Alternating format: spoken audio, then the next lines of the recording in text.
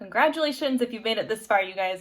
Just a little bit more, we'll do a couple of example problems from your book, and then I will let you get to practicing. So I'm going to start with some even problems on page 170, starting with number 26, which is 56 divided by 7/100.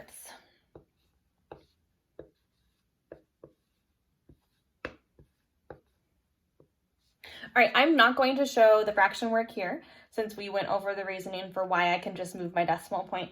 So I know that 7/100 needs to become 7 wholes, so I'm going to shift that decimal point twice, going to add a decimal point to 56, and add 2 zeros, so I can move that decimal point 2 times as well. We know that 7 goes into 56 8 times, but it also has 2 zeros, so it was actually 800 times. The reason why I can just add those zeros in is because once I go ahead and do my multiplying and subtracting, I just keep bringing zeros down, meaning that it goes in 0 times, okay? Great, that one's done. Let's go ahead and do 28, which is a little trickier. So we have 910 divided by 65/100. All right, so we're moving out of some fast facts, and now we're just going to apply what we know about dividing with a 2-digit divisor to our decimal point division. Since we know that we need to make 65/100 into 65 wholes, we go ahead and we shift that decimal point to now have 65 wholes. Let's add 2 zeros here and move that decimal point 2 times as well. Okay, so Moose just let himself in the room. That's why the door opened. So we want to go ahead and think about this as, sorry, can't read sideways. We have 91,000 divided by 65. So we start with the 9. 65 cannot go into 9. 65 can go into 91 one time. So we can go ahead and then subtract 91 minus 65, making sure that we borrow. And 11 minus 5 is 6. 8 minus 6 is 2. All right, so now I am left with 26.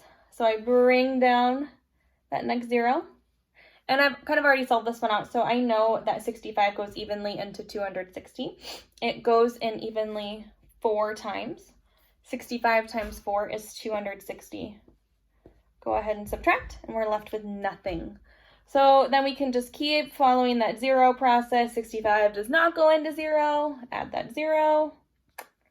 Bring down that last 0, or you can just know that I'm just going to have my 2 zeros fill in at the top. Okay, let's do one more. Oh, and then I'll let you get to practicing. Let's go ahead and do number 30, which is 16 divided by 4 thousandths. All right, we already know that our quotient is going to be very large because we are dealing with thousands. So I'm going to add my 3 zeros right away. Moose wants to do some math with us. Oh my goodness. Oh.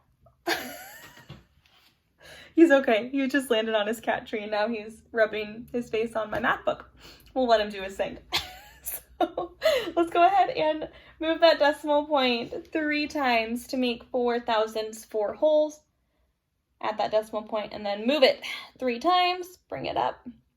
All right, your answer is going to have a lot of zeros if you haven't gathered that already. So fast fact, 4 goes into 16, 4 times, and then I have 3 more zeros after that for an answer of 4,000.